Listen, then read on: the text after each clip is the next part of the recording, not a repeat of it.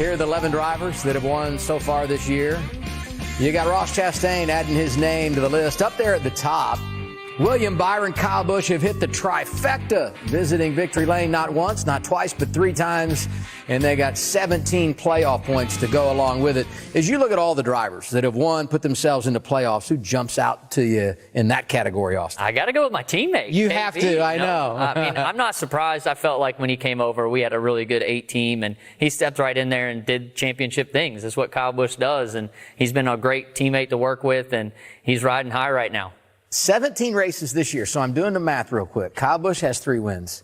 William Byron has 3 wins. That means those 2 drivers have combined to win more than a third of our races this year, Drew. Yeah, I think Kyle surprises people a little bit that it took off so fast in the 8 car. But William Byron, man, him and Rudy Fugle, since they've been joined up, he's been a threat. And I think he goes under the radar still. He's such a nice, humble kid that, you don't expect William Byron to come out there and just set the world on fire. But he is. And he is unbelievable at doing it. So the things that the 24 have done this year that have been really impressive is some of their wins, they haven't been the fastest car. And they've won this race off pit road. They've won it on a restart. They've done things to manufacture wins with a good car, not the fastest car. And those are the things that'll help him propel and win championships. Yeah, I think Willie B, he's been clutch. They've executed well. Execution is key now with the next-gen car because the field's so tight. They're executing one of the best teams this year, for sure, with execution. Yep. Here's the other cool thing about the win list this year. Drivers that snap long winless streaks. Chastain at 42, but you got Truex on the board, Ryan Blaney winning the Coke 600, and obviously Ricky Stenhouse Jr., who won at Daytona to begin the year. Now we get to the drivers that won last year that haven't won this year. It just punches you right in the nose when you think about the potential that's out there. Austin, I know you feel like you're destined for victory lane between now and the playoffs. You got to believe Chase Elliott wins, Kevin Harvick. Where do you go on this one, Drew? I'm going Kevin Harvick. I think back to Phoenix when he took the lead with 40 or 50 to go, and he's set sail, and he's winning that race. And then the almighty caution comes out with about eight or 9 to go. Well, the look was this, right? Like, exactly. You're kidding me. What do you do now? And that one kind of got taken away from him. But, Kevin has had good speed, not the fastest cars, but good speed, and has put himself in position to possibly get one of those. And this is about the time last year when that 4 car kind of took off, rattled off a couple wins in a row. Back to back, yeah. Exactly, and set sail. And Kevin Harvick in his last year, I'm sure it wants nothing else than to be in that Final Four with a shot to win at Phoenix. If you take yourself out of the equation, because it's just a foregone conclusion that the 3's going to win, who else do you see there that you feel like has got a real opportunity to get it done, put themselves in the playoffs? Well, I'm going to really work on my fan favorite right now, Chase Elliott. I mean, I think Chase had a great weekend this weekend in Nashville. Hopefully his fans will love me for saying this, but I think Chase goes to victory lane. I mean, the HMS cars have been so strong. Chase isn't going to quit. He's had a lot going on. If he gets that confidence level up just a little bit, when you're in and out of the car going through what he went through, if he can get up just a little bit, he's going to be tough to beat. I think he gets a win before the year's out. You know what this is right here? This is your Twitter followers. They're just going up and up as you say good things about NASCAR's most popular driver.